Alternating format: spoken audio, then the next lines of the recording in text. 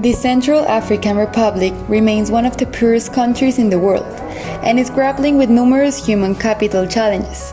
It ranks near the very bottom of the UN Human Development Index, 188 out of 189 countries in December 2018, which could represent devastating consequences for its future generation.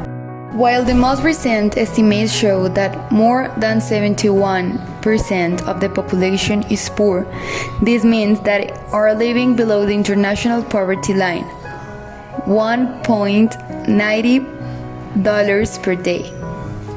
But there have been improvements in the provision of key public services in this country.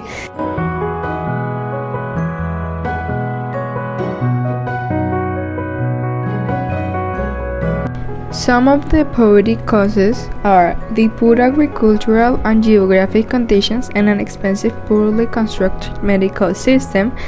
The agriculture is an extensive source of stress, making it one of the larger causes of poverty in Central African Republic. The relative location to the coast, which affects the amount of exportation.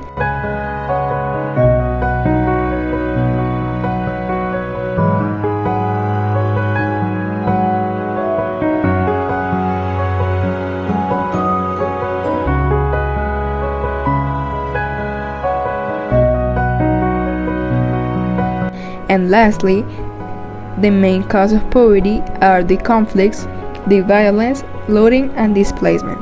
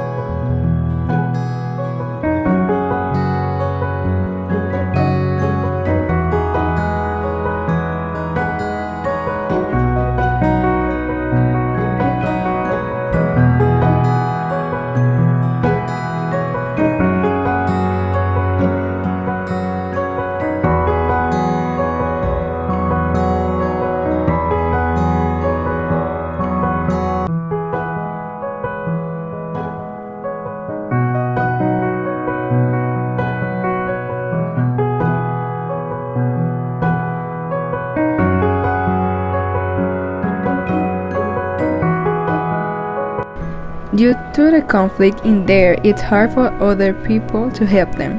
The 72% of the hospitals are damaged or destroyed. The access to a health system is limited and expensive. Besides, the vaccinations and supplies are rare, as the qualified personnel. All of this causes many deaths that could be treated easily and affects the population in there, being the life expectancy just 52 years. Furthermore, less than 3 of 5 children have the chance to finish the primary school, and thousands of them, males, are being part of the armed groups, while females are being exploited and sexually abused.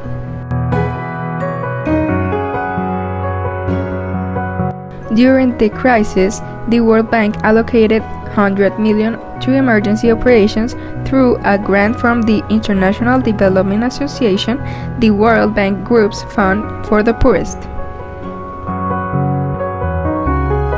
The World Bank also co-led a recovery and peace-building assessment and played a key role at the International Donor Conference for the Central African Republic in November 2016.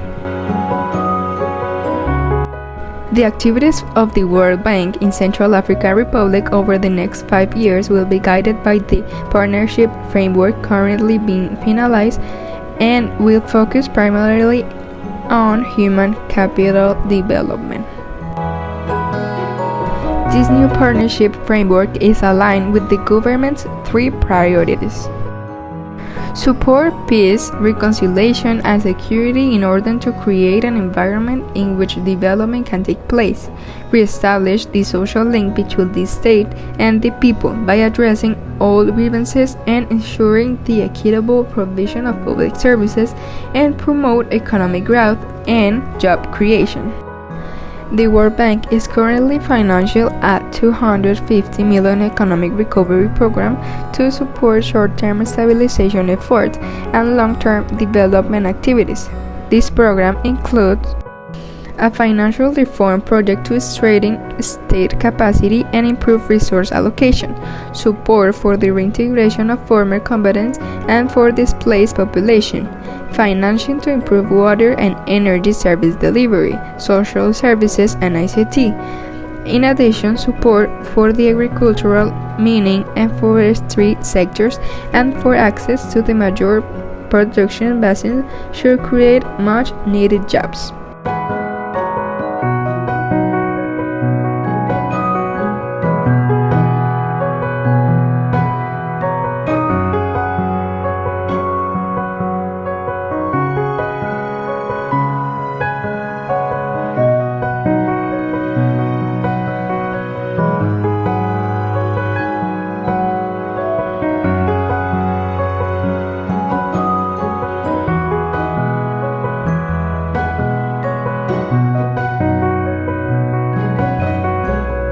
This type of projects show some results as the Emergency Public Services Response Project, which is reestablishing the government payroll and operational financial management systems, has achieved the following.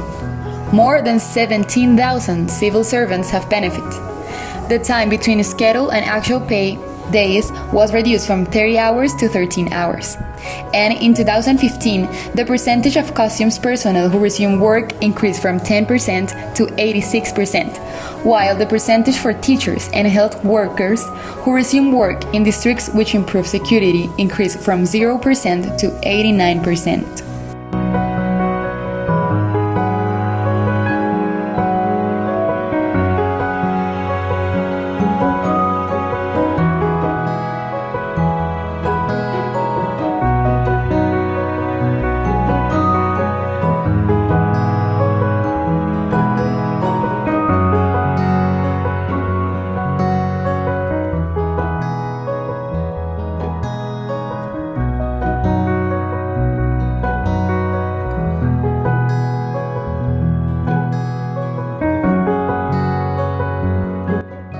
Also, with its labor-intensive public works, the Local Connectivity Emergency Project has provided temporary jobs to 10,037 beneficiaries, 27% of whom are women, to construct 32,000 meters of ditches and maintain 333 kilometers of roads, built 160 drains, rehabilitated 12 bridges, and construct 12 rain barriers.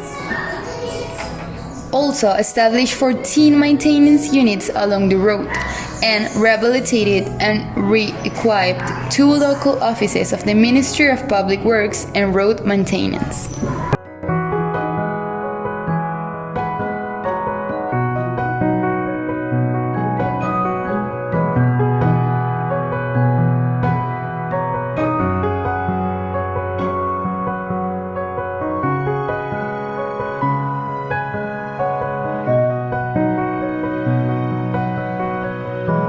Last but not least, the Health System Support Project, which aims to increase the use of improved maternal and child health services in the target rural areas, has supported over 6.2 million people, 56% of whom were women, provided free health care to over 1 million people, reintegrated more than 260 health professionals to work in project-supported health centers, provided mini solar panels to over 250 health centers, and provided new beds and medical supplies to more than 180 health centers.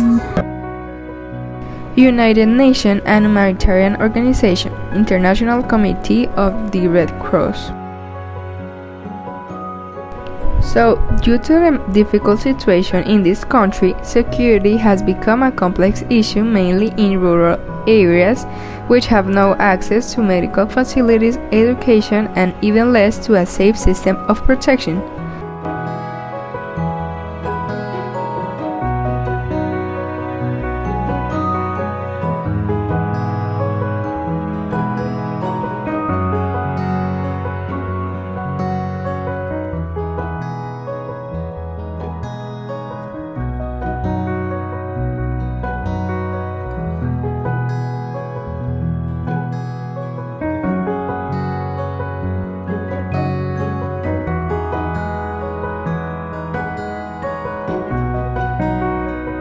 Humanitarian organizations have therefore played a fundamental role in providing the basic needs of the majority of the population: health programs, water supply, food security that the state cannot normally provide for their survival.